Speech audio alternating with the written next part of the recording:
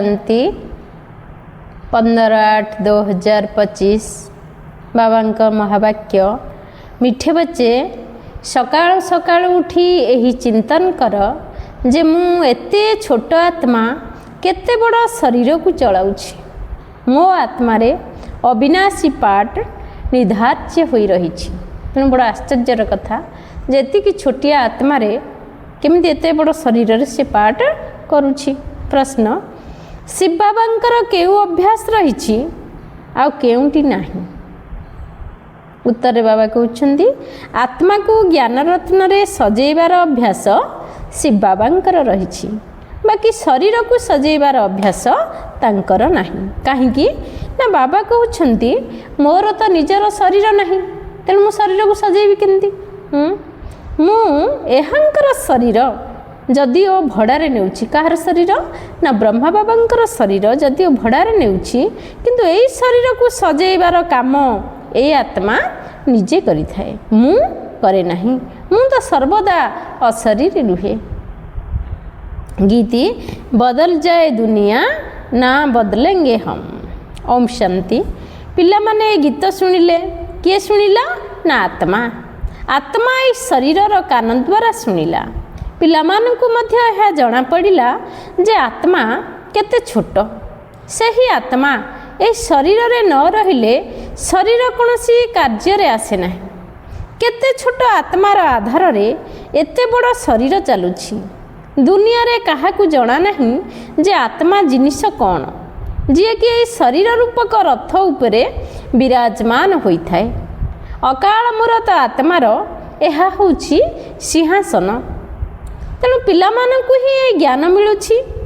केते रमणीय रहस्ययुक्त ए ज्ञान।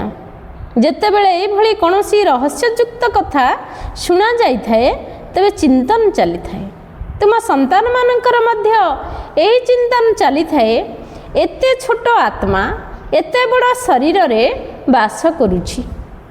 आत्मा रे 84 जन्मर पार्ट निर्धार्य होई रहिछि। शरीर तो विनाश हो जाउछि, बाकी आत्मा रही जाउछि। कहीं आत्मा होउछि अविनाशी। यह बहुत विचार योग्य कथा। सकाळ उठी ए चिंतन करिबा दरकार। पिला मानकर स्मृति रे आसीछि जे आत्मा केते छोट, ताको अविनाशी पार्ट मिलिछि। मु आत्मा केते आश्चर्यजनक अटे। यह हेउछि नुआ ज्ञान जहा कि दुनिया रे काहाकू भी जणा नाही। बाबा ही आसी जणाउछंती जहाकू स्मरण करिवार अछि। मु केते छोट आत्मा किपरि अभिनय करूछि। शरीर 5 तत्व रे तयारी होउछि। बाबा को कोन जणा पडुछि कि शिव बाबांकर आत्मा किपरि आसुछि जाउछि। एपरि भी नुहे सबु बेले एमानक भितर रहउछि। तेणु ए चिंतन करिबा को हेबो। तुम संतान मानकु बाबा किपरि ज्ञान दउछंती जहा कि केबे काहाकू मिली पारिबो नाही। तुमे जानुछ जे निश्चित भाव रे ए ज्ञान ब्रह्मा बाबांकर आत्मा रे नथिला। अन्य सत्संग रे ए भली कथा उपरे कहार विचार चली न थाए। आत्मा एवं परमात्मा का संबंध रे सामान्य ज्ञान भी नहीं। कौनसी भी साधु सन्यासी आदि यह कौन बुझुछंती जे मु आत्मा शरीर द्वारा एहांकु मंत्र देउछि। आत्मा शरीर द्वारा शास्त्र पढ़ुछि। जड़े भी मनुष्य आत्मा अभिमानी नुहंती। आत्मार ज्ञान तो कहा पाखरे नहीं, ताहाले पुणी बाबांकर ज्ञान किपरि थिबो। तुमे समस्त संतान माने जानुछ जे आम आत्मा मानकु बाबा कहउछंती जे मिठा मिठा संतान माने तुमे केते हुशियार बा बुद्धिमान हेउछ। एपरि कोनोसी मनुष्य नहंती जे कि बुझुछंती जे शरीर रे जो आत्मा अछि ताकु परम पिता परमात्मा ही पढ़ाउछंती। केते बुझिबार कथा, परंतु पुणी भी धंदा आदि रे व्यस्त रहिबा द्वारा भूली जाउछ। प्रथमे तो बाबा आत्मार ज्ञान देई थांती जहा कोनोसी भी मनुष्यंक पाखरे नाही। गायन मध्य रहिछि ना आत्मा एवं परमात्मा अलगा रहे बहु काल हिसाब रही ना। तुम्हें संतान माने जानुछ जे आत्मा ही कथा कही थाए शरीर द्वारा। आत्मा ही शरीर द्वारा कौन करुचे सबु किछि करिथाए। आत्मा ही शरीर द्वारा भल किंबा मंद करुछि। बाबा आसी आत्मा मानकु केते गुलगुल करुछंती, केते सुंदर करुछंती। प्रथम कथा बाबा कहउछंती कौन करिबा ना सकाळ उठी प्रथम ए अभ्यास किंबा विचार कर जे आत्मा कौन, जे कि शरीर द्वारा शुणुछि। आत्मार पिता होउछंती परम पिता परमात्मा, जहाकु पतित पावन ज्ञानर सागर बोली कहती। तेबे कौनसी मनुष्य को सुखर सागर शांतिर सागर किपरि कहि परिबा? कौन लक्ष्मीनारायण को सर्वदा पवित्रतार सागर बोली कह ना, एक बाबा ही होउछंती सर्वदा पवित्रतार सागर। मनुष्य तो केवल भक्ति मार्गर शास्त्रर कथा बसी वर्णना करिथांती, वास्तविक अनुभव नहीं। एपरि भाबंती नहीं जे मु आत्मा एई शरीर द्वारा बाबा मनुष्य मानकु विनाशी शरीरधारी मनुष्य मानकर मत ही मिली थाए। सत्य जुगरे तो तुमे एठाकार प्रालब्ध पाउछ, सेठारे केबे उल्टा मत मिली न थाए। वर्तमानर श्रीमत ही अविनाशी होई जाई थाए, जहाँकि अधा कल्प चली थाए। यह नुआ ज्ञान यह ग्रहण करिबा पाई, ए ज्ञान को ग्रहण करिबा पाई हेले केते बुद्धि तुमर दरकार, यह कार्य रे लगेइबा दरकार। जो माने आरंभर बहुत भक्ति करिथिले सेई माने ही भल भाबरे ए ज्ञानटा को धारणा करि परिबे। यह बुझिबा दरकार। जदि आमको बुद्धि रे ज्ञान ठीक रूप रे धारण हेउ नाही, तबे निश्चित आरंभर मु भक्ति करि नाही, जा फल रे ज्ञान धारण करि पारु नाही। बाबा कहउछंदी जदि किछि भी बुझी पारु ना ताहले बाबा को पचार, काहेकि ना बाबा होउछंती अविनाशी सर्जन बा अविनाशी डॉक्टर सी। तांको परमात्मा मध्य कुहा जाए। आत्मा पवित्र हेले तो तार महिमा मध्य होई थाए। आत्मार महिमा थिले तो शरीर भी महिमा होई थाए। आत्मा तम प्रधान हेले शरीर मध्य महिमा हुए नहीं। आत्मा जदि तम प्रधान हो गला ताहाले शरीर महिमा केबे हेई परिबो नाही। तेणु एई समय रे तुम पिलामानकु बहुत गुह्य बुद्धि मिलुछि, आत्मा को ही मिलुछि। आत्मा को केते मीठा हवा दरकार, समस्तंकु सुख देवा दरकार। बाबा केते मीठा, आत्मा मानकु मध्य बहुत मीठा करुछंती। आत्मा कौनसी भी अकर्तव्य कार्य न करू, यह अभ्यास करिबा दरकार। चेक करिबा दरकार जे मो द्वारा कौनसी अकर्तव्य कार्य हेउ नाही तो। शिव बाबा केबे अकर्तव्य कार्य करिवे कि ना, से आसी ही थांती उत्तमरु उत्तम कल्याणकारी कार्य करिया पे, समस्त को सद्गति दे थांती। तेणु बाबा जो कर्तव्य करिथांती पिलामानकर कर्तव्य मध्य सेई भली हेबा दरकार। यह मध्य बुझाइछंती जो माने आरंभर बहुत भक्ति करिछंती सेई मानकर बुद्धि रे एई ज्ञान धारण हेबो। एबे भी देवता मानकर अनेक भक्त रहिछंती जे कि निजर मुंड काटी देबा पाई मध्य कोन प्रस्तुत रहिछंती। बड़ बड़ भक्तों को सान भक्त माने अनुकरण करिथांती, सेमानकर महिमा गायन करिथांती। सेमानकर कार्यकलाप तो स्थूल रे सब देखा जाई थाए। एठारे तुमे होउछ गुप्त। तुम बुद्धि रे सृष्टिर आदि मध्य अंतर सारा ज्ञान रहिछि। यह भी पिलामानकु जଣା अछि जे बाबा हमकु पढ़ेइबा पाई आसिछंती। एबे पुणी आमे घर को जीवु जेउठारु सबु आत्मा माने आसी थांती ताहा हेउछि आमर प्रकृत घर। किंतु एइटा आमर घर नहीं। आमे समस्त एठिके आसीचे अभिनय करिया पाई। आमे समस्त होउचे गोटे गोटे अभिनेता एवं अभिनेत्री। ये सृष्टि रंगमंच रे आमे सबु पाठ करिया पाई आसीचे। सेठारे शरीर नहीं तो शब्द किपरि हबो? आत्मा बिना शरीर जड़ होई थाए। मनुष्य मानक शरीर सहित केते मोह रही।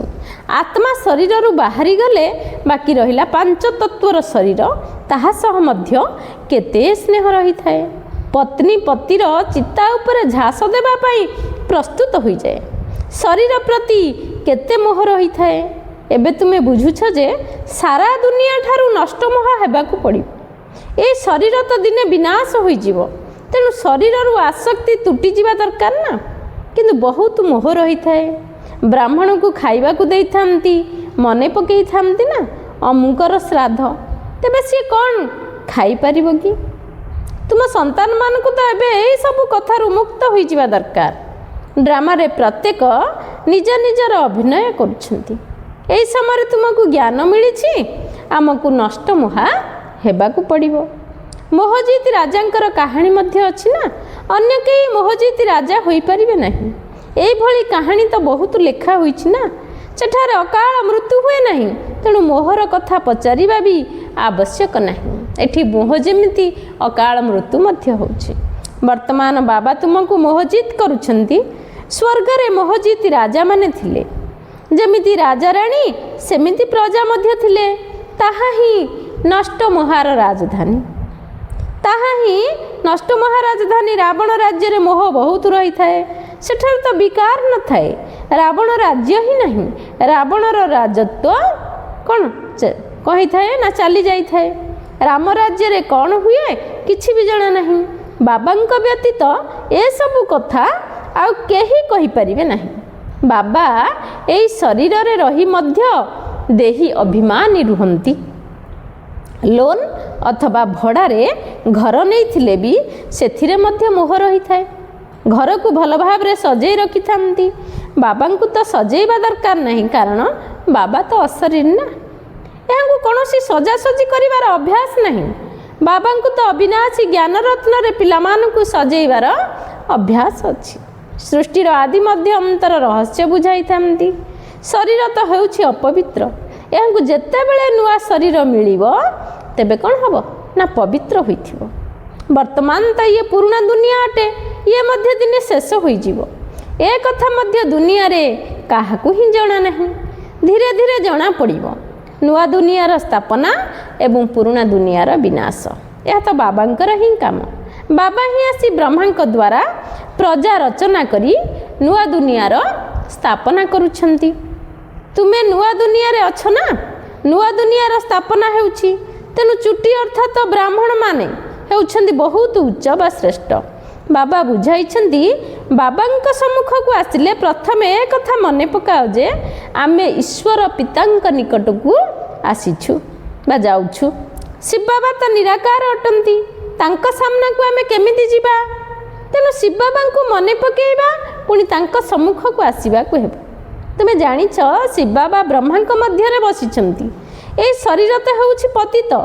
ଶିବ ବାବାଙ୍କ ସ୍ମୃତିରେ ନ ରହି କୌଣସି କାମ କଲେ ପାପ ଲାଗିଯାଏ। ଆମେ ଶିବ ବାବାଙ୍କ ପାଖକୁ ଯାଉଛୁ, ପୁଣି ଅନ୍ୟ ଜନ୍ମରେ ଅଲଗା ସମ୍ବନ୍ଧୀ ହେବ। ସେଠାରେ ଦେବତାଙ୍କ କୋଳକୁ ଯିବା।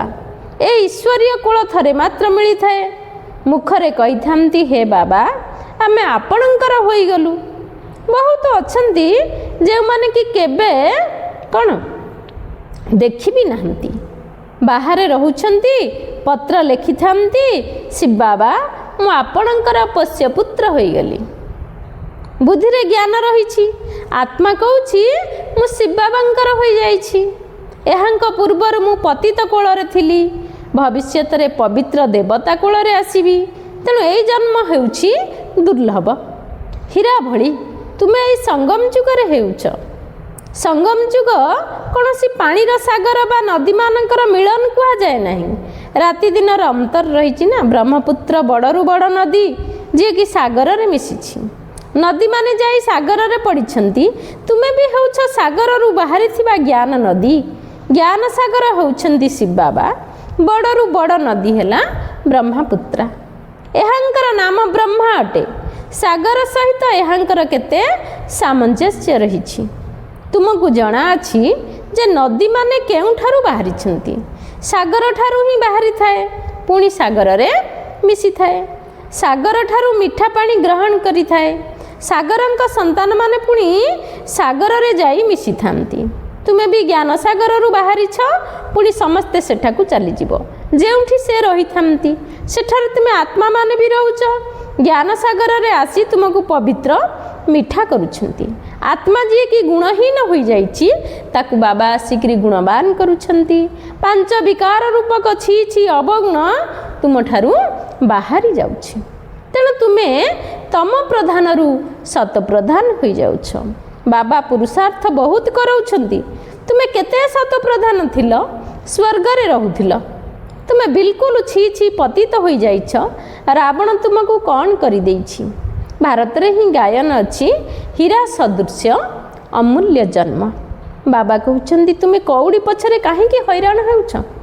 विनाशी धन कौन बहुत दरकार कि। गरीब जदि गरीब जल्दी बुझी जाइथांती, साहुकार कहिथांती एबे आम पाई एठी ही स्वर्ग रहिछि। काहे ना धन संपत्ति गाड़ी घोड़ा कोठा बाड़ी से भाबुछंती एटा ही आम पाई स्वर्ग बोली। तुमे संतान माने जानिछ जे भी मनुष्य मात्र अछंती समस्तंकर एही समय रे कौड़ी तुल्य मूल्यहीन जीवन अटे। आमे भी एही भली थिलु। एबे बाबा हमको केते श्रेष्ठ करुछंती। लक्ष्य तो रहिछि ना, आमे नररु नारायण हेउछु। भारत एबे कौड़ी सदृश कांगाल होई जाउछि ना। भारतवासी निजे कौन जानिछंती कि एठारे तुमे केते साधारण अबला माने अछ। केही बड़ लोक आसिले तांकर एठारे बसिबा को इच्छा हेबनी। जेउठी बड़ बड़ लोक माने सन्यासी गुरु आदि थिबे सेही भली बड़ बड़ सभा को जिबे। बाबा मध्य कहउछंती मु गरीबंकर बंधु कहिथांती जे भगवान गरीबंकर रक्षा करिथांती। एबे जानुछ, तुमे जानुछ आमे केते साहुकार थिलु, एबे पुणी साहुकार हेउछु। बाबा मध्य लेखिथांती तुमे पदमा पदमपति हेउछ। सेठारे लड़ाई झगड़ा हुए नहीं। एठारे देख पैसा पाई केते मरामरी हेउछंती, केते लांच मिलुछि। मनुष्य को तो पैसा दरकार ना। तुमे संतान माने जानिछ बाबा हमर संपत्ति भरपूर करि देउछंती। अधा कल्प पाई जेते दरकार सेते धन नियो, परंतु पुरुषार्थ पूरा कर, अवहेला कर नहीं। कहा जाए ना पिता को अनुकरण कर। पिता को अनुकरण कले एई भली होई जीव। नररु नारायण नारी रु लक्ष्मी हेबा पाई उच्च परीक्षा देबा को हेबो। एथिरे टिकिए हेले भी अवहेला करिबा उचित नहीं। बाबा श्रीमत देउछंती, तेणु श्रीमत पालन करिबा को हेबो। कायदा कानून रो उल्लंघन कर नहीं। श्रीमत आधार रे ही तुमे श्रेष्ठ हेउछ। लक्ष्य बहुत उच्च। प्रतिदिन निजर हिसाब रख। रोजगार कली ना घाटा हैला, निजको निजे हिसाब रखिबा दरकार। बाबा को केते मने पकाइली, केते जन को रास्ता बताइली। अंध मानकर लाठी तुमे हेउछ ना। तुमको ज्ञानर तृतीय नेत्र मिलुछि। तेणु आमको जो ज्ञानर तृतीय नेत्र मिलुछि से ज्ञानर तृतीय नेत्र द्वारा आमे मध्य अंधार बाड़ी हेई अन्य मानकु रास्ता देखैबा दरकार। अच्छा, मीठे मीठे सिखिलधे बच्चों प्रति माता पिता बाप दादा को याद प्यार और गुड मॉर्निंग। रूहानी बाप की रूहानी बच्चों को नमस्ते। हम रूहानी बच्चों की रूहानी बाप दादा को याद प्यार और गुड मॉर्निंग। नमस्ते नमस्ते नमस्ते। धारणा के लिए मुख्य सार नंबर 1, बाबा जेपरी मिठा सेई भली मिठा हुई समस्तंकु सुख देबा को हेबो। कौनसी अकर्तव्य कार्य करिबा अनुचित। उत्तम रु उत्तम कल्याणकारी कार्य ही करिबा को हेबो। निजे उत्तम हबा, अन्य को उत्तम करेबा। निजर कल्याण करी अन्यर मध्य में कल्याण करेबा। नंबर 2, मूल्यहीन विनाशी धन पछरे दौड़ीबार नहीं। जो मूल्यहीन विनाशी धन पछरे मनीष आज गोड़ौची, जाफल अधिक दुख एवं कष्ट पाउची। पुरुषार्थ करी निजर जीवन को हीरा सदृश करिबा आवश्यक। कौनसी भूल कर्म करिबार नहीं। वरदान, निश्चय रूपी पाद को अचल रखुथिबा सदा निश्चय बुद्धि निश्चिंत हुआ। सबुठारु बड़ रोग है चिंता, जार औषध डाक्तर मानक पाखरे मध्य नहीं। जदि शरीर कौन बीमार है बा रोग है ताले शरीरधारी डॉक्टर देखियो, किंतु यदि मनर रोग है ताहले से डॉक्टर केबे देखिपारे नहीं। केवल सबुठारु बड़ रोग है चिंता, जो चिंता रोग को डाक्तर पाखे मेडिसिन नहीं। चिंता करुवा आत्मा माने जेते जेते प्राप्ति गुड़िक पछरे धाई था से अनुसार प्राप्ति गुड़िक आगकू आगकू चली जाई। सेथिपाई निश्चय रूपक पाद सबुबले अटल रहू, सर्वदा एक बल एक भरोसा। यही पादटी जदि अचल रही तेबे विजय सुनिश्चित अटे, एवं विजय जार सुनिश्चित अटे से सर्वदा निश्चिंत रही थाए। माया तुमर निश्चय रूपक पाद को हलचल करने ही भिन्न भिन्न रूप नहीं आसी थाए। तेणु माया पछके हली जाऊ किंतु तुमर निश्चय रूपक पाद हलचल न हो, ताहाले निश्चिंत रहिबार वरदान मिलिजिव। स्लोगान प्रत्येकंकर विशेषता को देख तेबे तुम्हें मध्य विशेष आत्मा होइजिबा। समस्तंकर विशेषता बा भल गुण को देखिबा, ताहले आमे जति निजे समस्तंकर भलटा को देखिबा आमे मध्य निजे भल होइजिबा। ओम शांति। अव्यक्त इशारा। अब कहले सहयोगी हबाकू चाहूच तेबे परमात्मा स्नेहर अनुभवी हुआ। तुम भली गोप गोपी मानकर चरित्रर गायन हैला बाबांक ठारू सर्वसंबधर सुख नेबा। तेणु यही सही सुखरे मग्न रहिबा अथवा सर्वसंबधर स्नेहरे बुड़ी रहिबा। जेतेबेले कई कहा सहित अति स्नेहरे मिसी थांती सेतेबेले सही स्नेह मिलन को कुहा जाए जे परस्पर सहित मिसी जाइछंती बा दुई जण मिसी एक होई जाइछंती। तेणु बाबांकर स्नेहरे समाहित होई जिबा अर्थ बाबांकर स्वरूप होई जिबा। तेणु बाबांक सहित आमर सेतिकी प्यार रहिबा दरकार, आंतरिक स्नेह रहिबा दरकार, आ बाबांकर लव रे आमे लीन होई जिबा दरकार। तेणु लव लीन स्थिति रे रहिले बाबांकर स्नेहटा को आमे मध्य अनुभव करि परिबा। अच्छा, ओम शांति।